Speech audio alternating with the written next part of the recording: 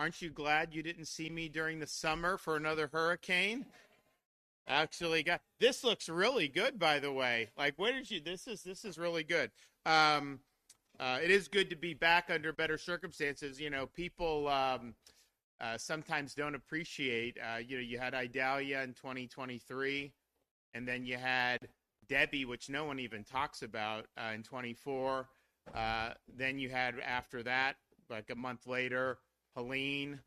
You guys didn't get Milton as bad, but like certainly the Idalia, Debbie, Helene. I mean, that was 13 months, I think. To get three of those, was really, really, a big deal. And I know it was very difficult, but I'll tell you, people here really did a good job persevering, and we're here to help with that effort to continue. So Christmas is come and gone, but this is the Florida version of Santa Claus showing up with some money for you guys, and I'm happy to do that. I do have Secretary of Commerce Alex Kelly here.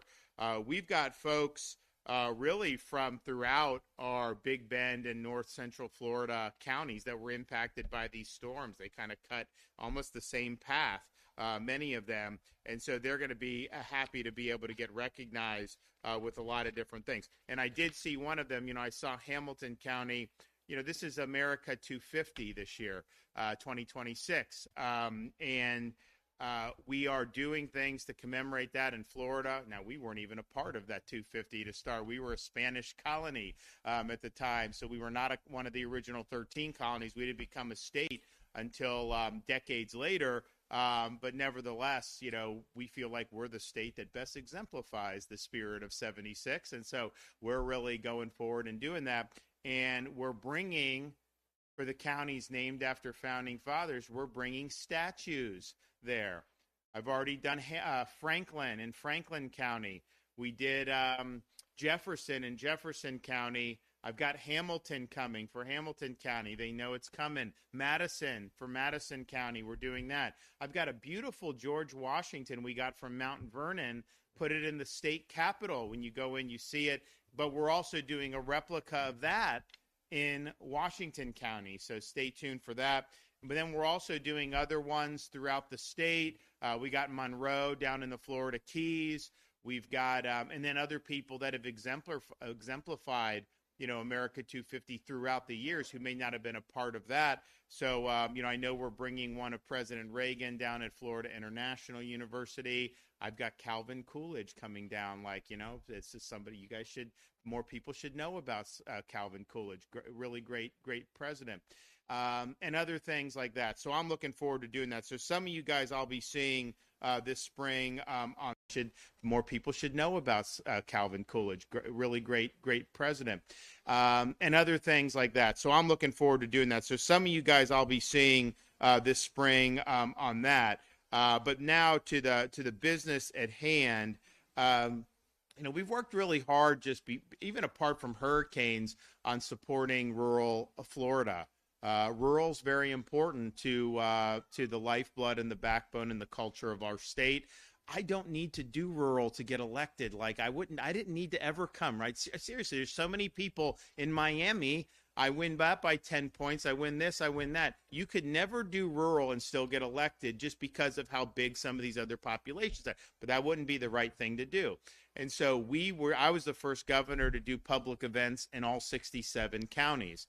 And I definitely would come bearing gifts on all those. So I'm not just showing up, popping off and leaving. I'm bringing things. And so we've brought a lot of support for rural communities throughout the years. And yes, on the back, we've done a lot on the hurricanes already. We're going to continue to do more because I say at every major hurricane, there's a lot of stuff we got to do, safety, get the power back on, do that. But then there's some things that just take, it's like a major storm happens. It's not something that you can just get over in 2 weeks. So we said we're in it for the long haul. But we've been able to do a lot with our Rural Infrastructure Fund, with our Job Growth Grant Fund. We have a rural infrastructure program that we work very closely with Senator Albritton, our president of the Florida Senate, on.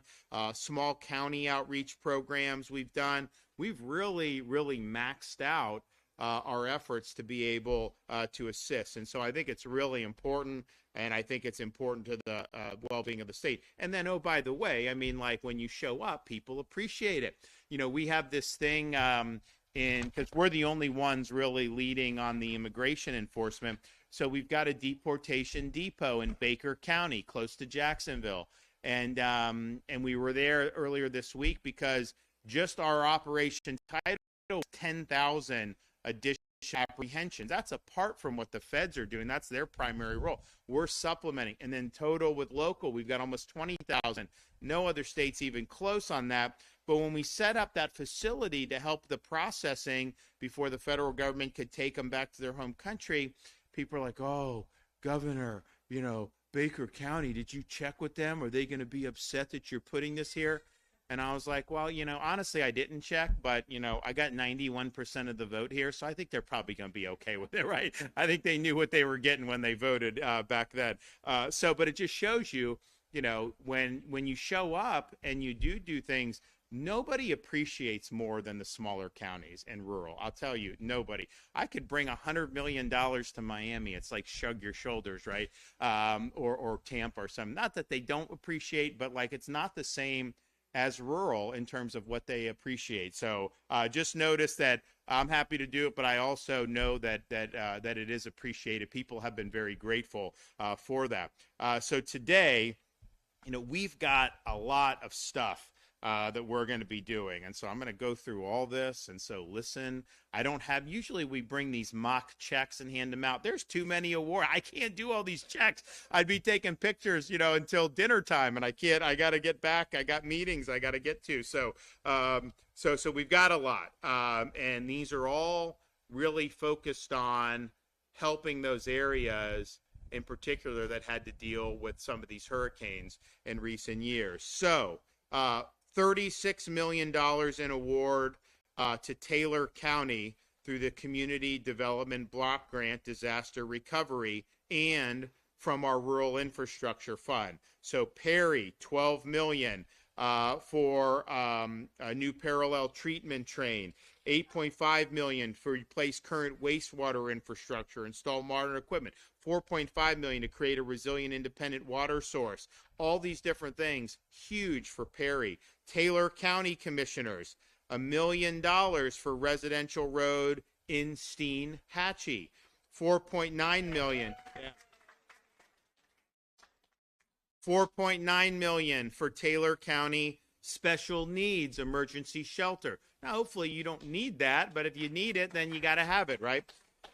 $300,000 for determine the best location in Steinhatchee for the construction of critically needed infrastructure for a commercial seafood offload, processing, and distribution facility.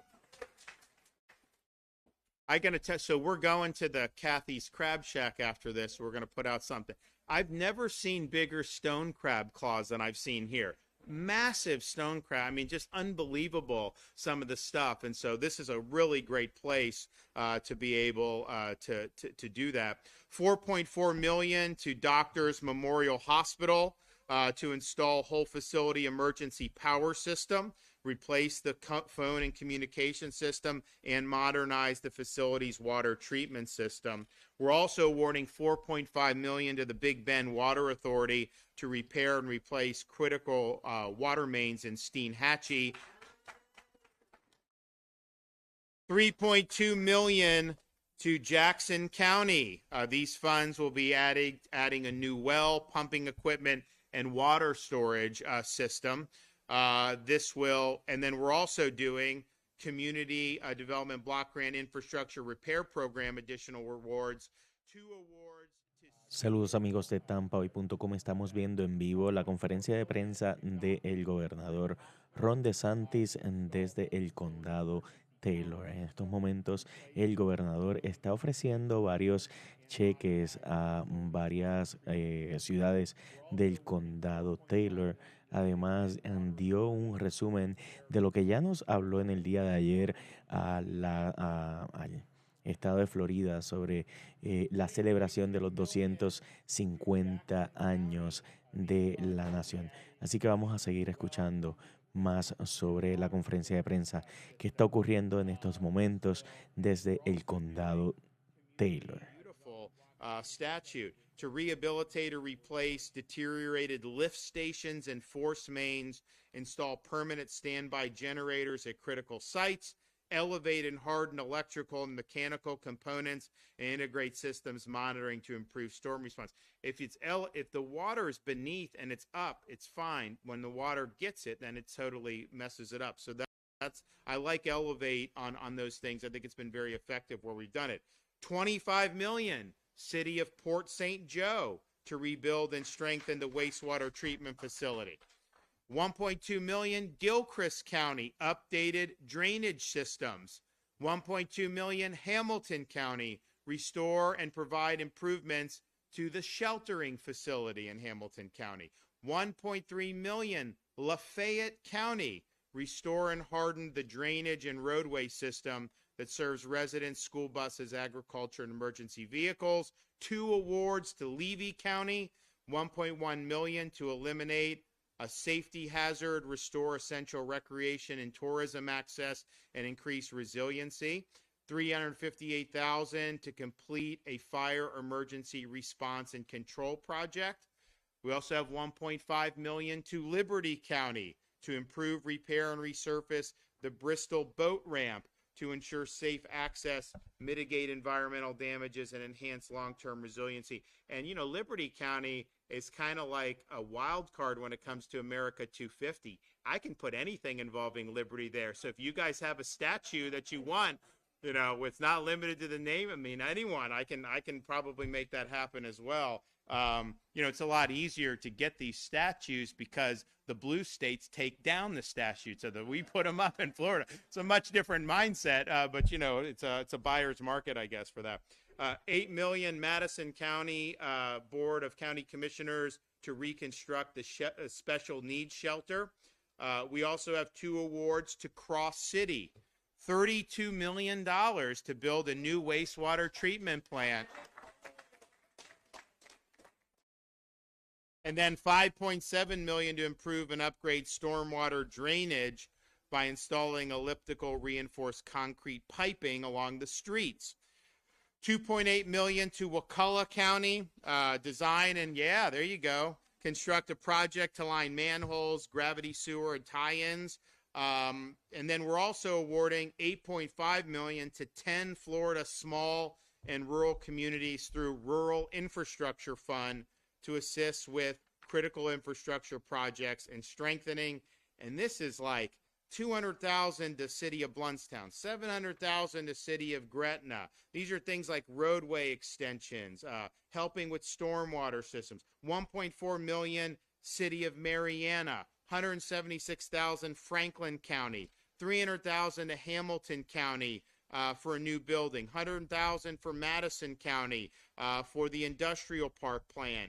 Jennings, $300,000. $1.5 million Ponce de Leon for critical upgrades to lift station number 3 and other improvements. $3.5 million to Washington County Board of County Commissioners, and that will provide improve Holmes Valley Road and will provide access to this new Old Shore project that is happening, which that's going to be absolutely fantastic.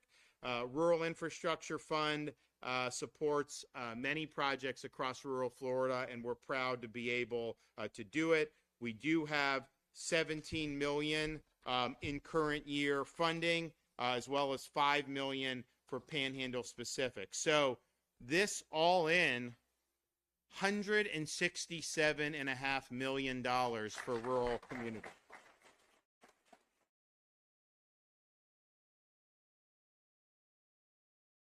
And so we'll be doing more. As I said, we have Rural Infrastructure Fund. We have other things to do. I think it was great that we didn't have any hurricanes. I was telling people I had a feeling we were going to not have them, but the minute I say that publicly, man, that you can't. So I never said anything throughout the whole time, but it's just these things tend to go in cycles. And so we were due to have and maybe have a period with no storms, quite frankly. We'll see. But certainly I thought we were due for a year without one. I think that's good for everybody, for a lot of different things. And and so we'll see, what happens next year. We'll be ready, but hopefully, we won't have to do it. It just seems, sometimes I don't know why it took the path it did. These storms kind of just like, it was like a magnet or something right in this area, and you got it. And it's tough because doing one is tough, but then, to continue doing it, especially when you fix and then it gets destroyed again. That's like the worst, right? Because it's very demoralizing. So we'll always hope for the best, but we'll prepare to respond if we need to. And I appreciate everybody that's been involved in that, both in the 23 and 2024 hurricane cycles. I'm going to bring up in a minute the Secretary of Commerce, Alex Kelly, who's going to expound on some of these programs. But before I do that, I have an additional announcement that's unrelated to this. So today, I am going to issue a proclamation to convene a special session of the Florida legislature to do redistricting of congressional map in the state of Florida. We are going to do it in the later part of April, partially because there's a Supreme Court decision that's going to affect the validity of some of these districts nationwide, including some of the districts in the state of Florida.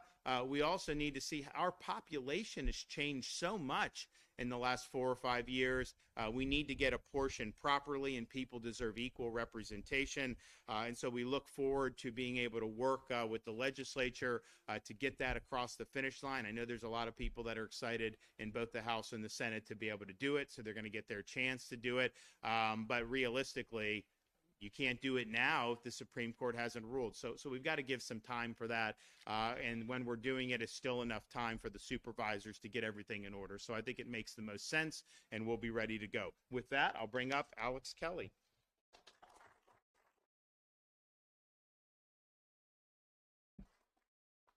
Well, thank you, Governor, and thank you all for being here today. Governor, thank you so much for your leadership and direction regarding all these grants, and not just these grants, but really how we partner with communities throughout the state. You're always talking about infrastructure development, infrastructure readiness, workforce readiness, financial readiness, and overall how that all feeds into quality of life. And you can see here, what an amazing community in Steinhatchee, Taylor County. We're here often, and we love the partnerships that we have here because this is an amazing community. North Florida, all across North Florida, are some amazing communities, and we love the partnerships that we have. And Governor, you got into a lot of the details. I want to spend really most of the time just accentuating that every single one of these grants is a partnership and a relationship with a community, if not several partners, in that community. And you touched on some of these points that every one of these grants, while it's infrastructure focused, it represents how that community ultimately creates jobs, creates opportunities really that where families can know that their children are going to have an opportunity to have a great job in the community they love, maybe own a business in the community they love, and they can stay in the community they love and they cherish so much, and they can have that at home, and they can build their way forward. And that's what these grants do. And every one of these grants too has a fun story behind it. Chuck, from Hamilton County, Chuck, I think too, the site visit that we did, taking us through the county.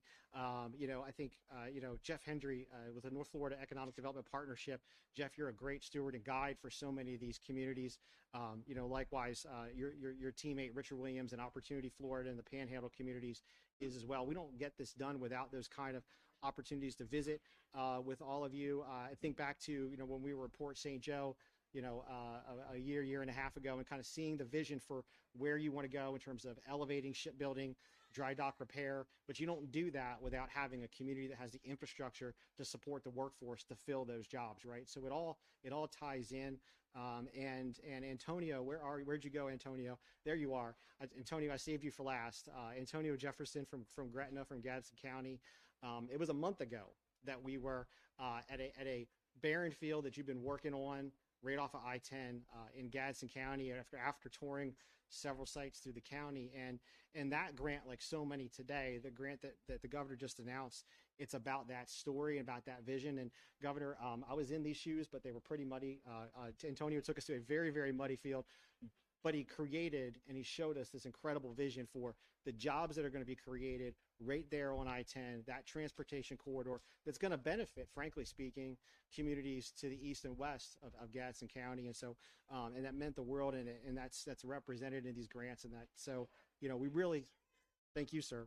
We really thank you for all of you for the partnership. And again, Governor, just thank you for the leadership and just the direction that's clear to really elevate communities and do so in a way that's going to be longstanding and perpetuating. So thank you all very much.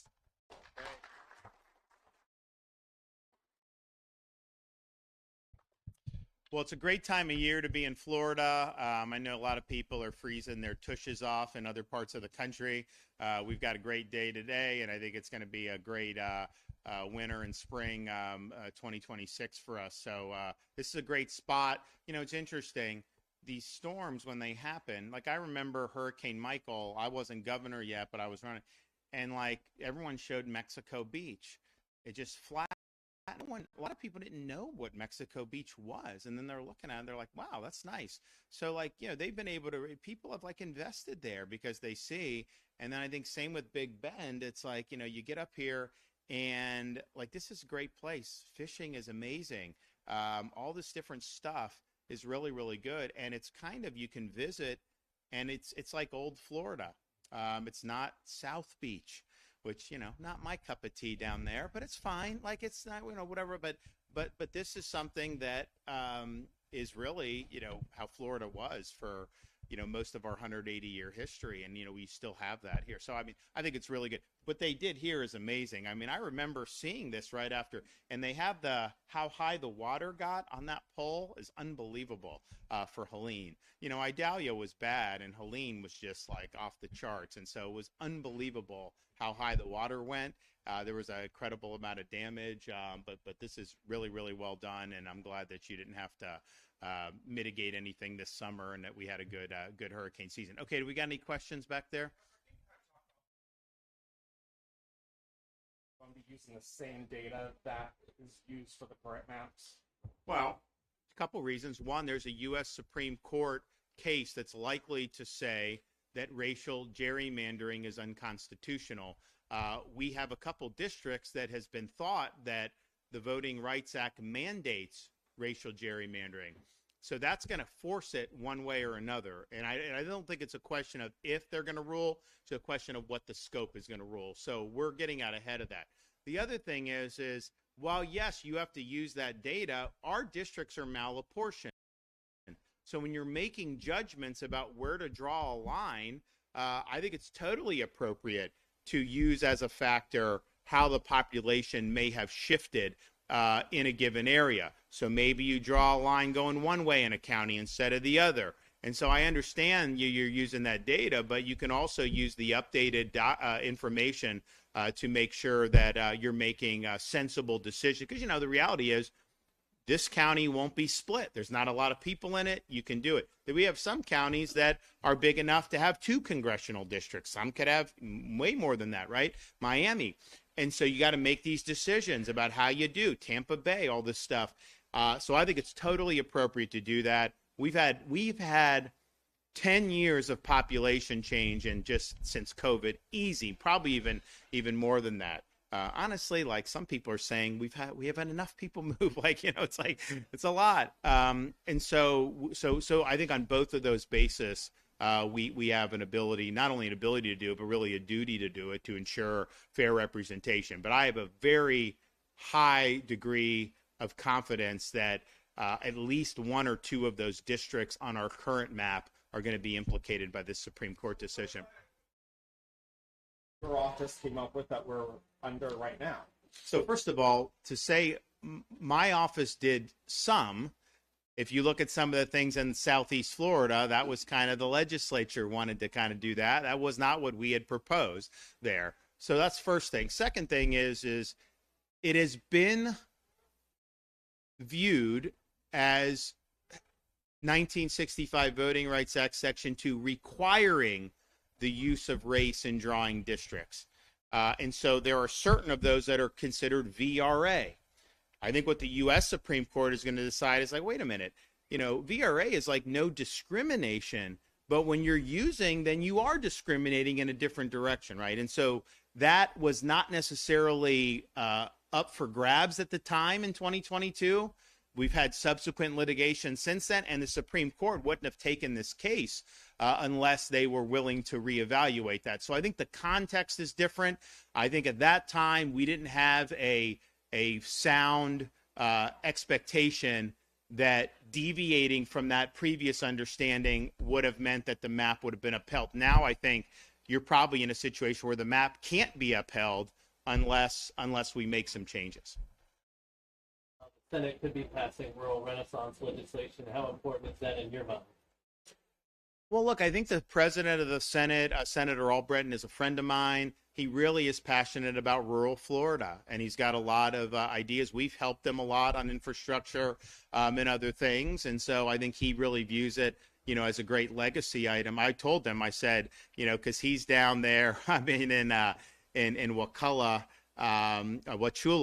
and Hardee County, and I was like, they've never gotten so much money since you've been. I mean, like, he's brought home a lot of support for them, and it's really going to be generational. So, I told them I'm happy to work with them on continuing to move the ball Florida for rural Florida. I think it's important to our state. It's important to the economy. It's important to the culture. It's important to a lot of different things. The House property tax, one of their first amendments on property taxes.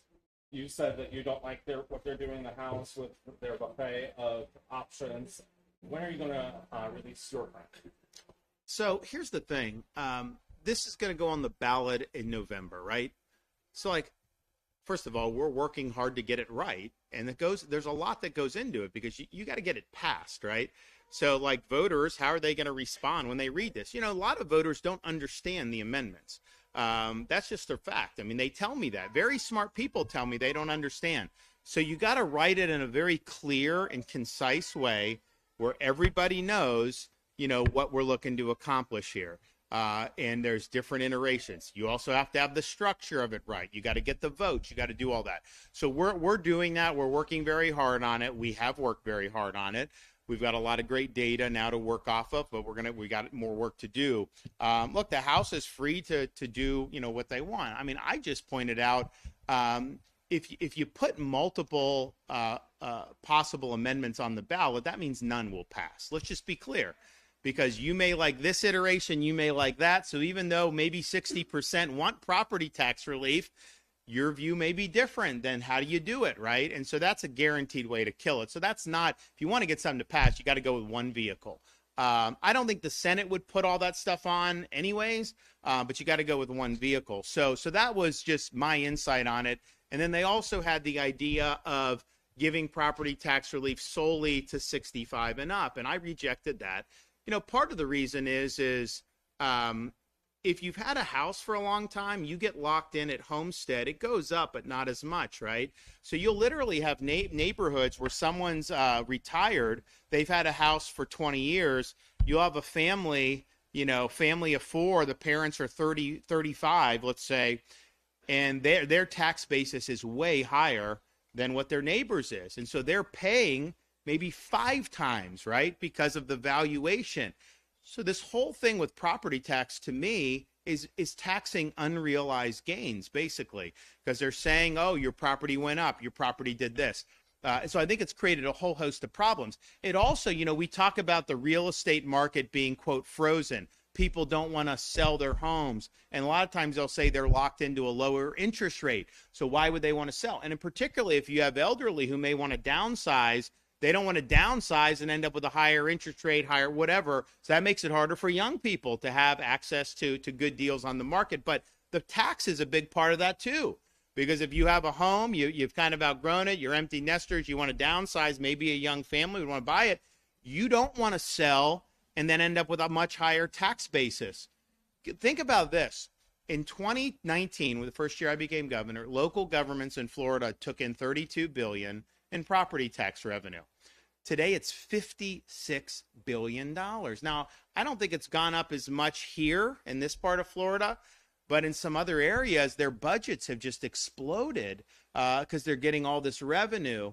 And, we've grown, we've had inflation nationwide. I understand it being higher than 32 for sure, but 56, are you trying to tell me we can't give relief to anybody on the basis of that? And so I think actually if you do property tax in a really bold way, it's going to be the people between 30 and like 60 that are going to benefit the most, because their tax basis usually are going to be higher than people who've been in their homes for longer. That's an inequity in the way we do things. It's an inequity in the market. It's created, I think, an impediment to sales, and there's a whole bunch of things. So we're going to do it.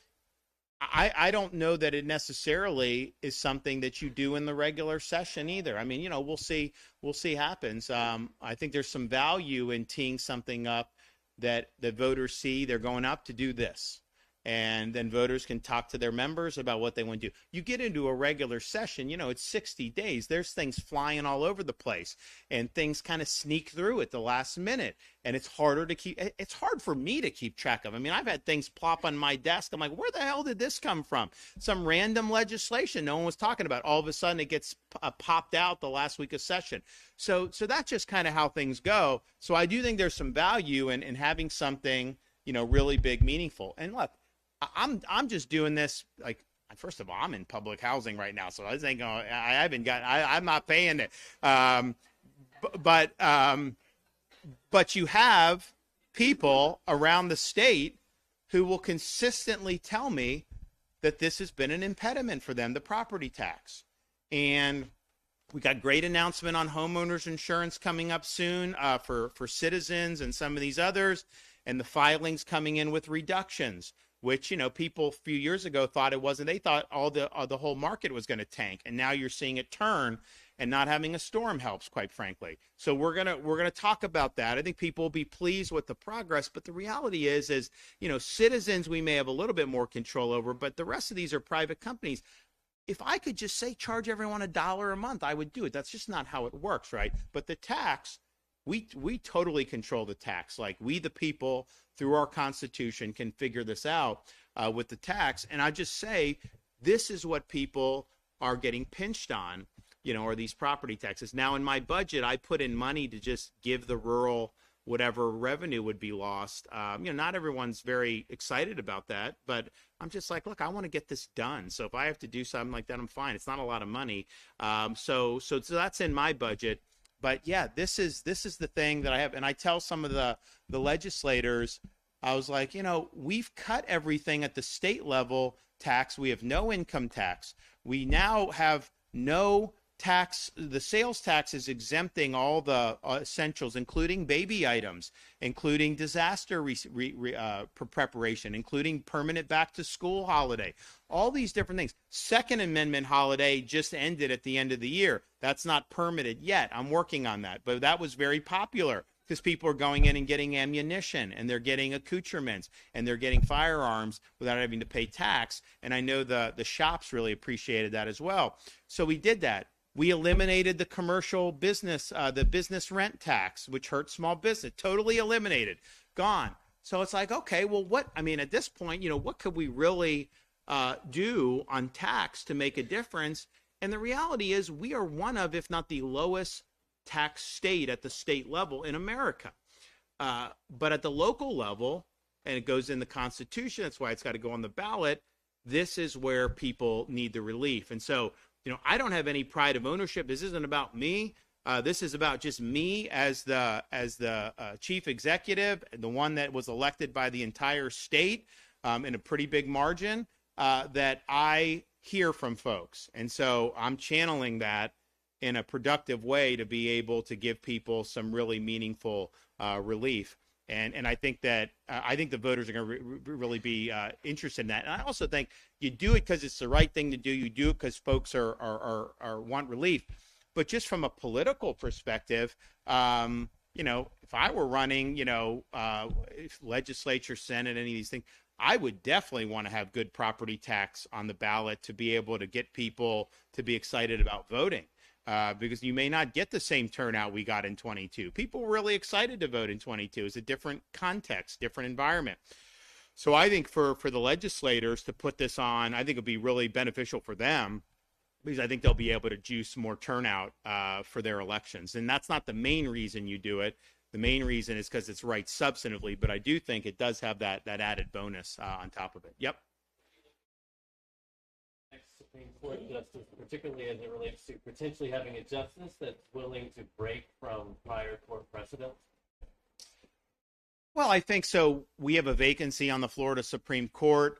Justice Kennedy retired and is now working at the University of Florida, running the Hamilton Center, which is an amazing place, by the way. So now I have 6 names on a judicial nominating commission list, and I've got to pick one of those names. Some of the things I look for, I mean, you got to have an understanding of the proper role of a judge. You have to understand the Constitution and how to apply statutes in a constitutionally sound way. But you also have to have courage to be able to do that, knowing that, liberal media may attack you.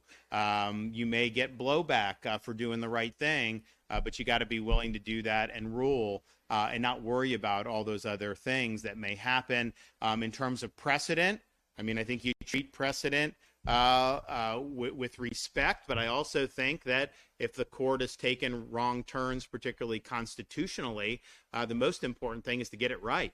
And we've had a very liberal court before I became governor for a long time. They engaged in a lot of, I would say, judicial somersaults to try to arrive at certain results that they favored politically.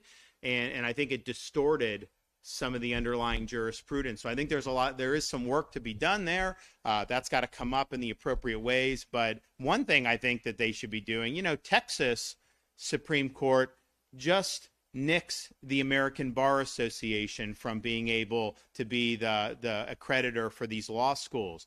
And the ABA is like left of the left. I mean, like, it's a very partisan left activist organization. And, they have a right to do that if that's what floats your boat. But they should not play a central role in legal education or the legal profession as if they're some neutral arbiter when they obviously have a very aggressive agenda. So the Texas Supreme Court said the law schools are going to be accredited by the Supreme Court of Texas, and that's how they're going to do it. They should do that at the Florida Supreme Court. They should do the exact same thing that Texas did. And I was really happy to see the Texas Supreme Court leading on that. So fidelity to the Constitution and the law, understanding the proper role of the judiciary and a constitutional system of separated powers, but then also having the backbone and the courage to be able to rule properly, knowing that you may get some brushbacks from partisan people in media, and you just got to be willing to do that. If you let that factor whether you're going to do the right thing, you are not going to end up being successful in any of these positions. You got to realize that if you're over the target, they're going to fire at you. That's just the way it is. Now, the state Supreme Court doesn't get as much blowback as the U.S. Supreme Court, and you look at how some of these justices have been treated over the years, particularly by very partisan media. It's been horrible how they've treated Clarence Thomas, how they've treated Justice Alito, and a lot of times they do fake narratives to try to damage them. I got something there, and it's really been bad. And the thing is, they'll say, Justice Thomas, went on vacation with some wealthy guy. And first of all, I don't think there's anything wrong. They're friends, whatever. So there's nothing wrong. But then they don't talk about Ginsburg doing that 10 times more. So it's like, okay, is it right or not? I mean, what's good for the goose? And that's not what they're doing. They have an agenda. And it started when he had confirmation hearings, when they did horrible treatment, including Biden was a part of that. But then whatever they can do to take pot shots. And, that's why those two guys, they're very, very excellent jurists, because they are very good on the law and Constitution, but they really have strong backbones, and they really stay in there, and you will not cow them into changing who they are. We have this problem with Republicans for many decades. Presidents would put these Republican appointed justices on the Supreme Court, and they would be, so conservative, and they'd evolve into something much more liberal. And they have life tenure, so there's really nothing you can do short of impeaching them. And so you do that. So this has always been kind of the fear. Well, they asked Justice Thomas when he first got on the court, what's going to happen? Are you going to change? He said, I ain't evolving. I ain't evolving at all. Like, I am what I am, and that's what I'm going to do going forward. So it's been a good run there. And I think our court here will be interesting because when I make this selection, there's 7 members of the court. 6 of the 7 will have been appointed by me. And I think the average age of the justices in that 6-justice of the 5 justices before I do one, I think the average age is something like 46, and they can serve till they're 75. And so some of you will have kids and grandkids that will benefit, I think, from rulings in like 25 years that'll be constitutionally sound. And so that's really important. And that was a big problem in this state for a long time. I think we're in much better stead. But I'm really looking forward to making a strong appointment because I think it can get even better. All right, everybody. God bless you all. Thank you.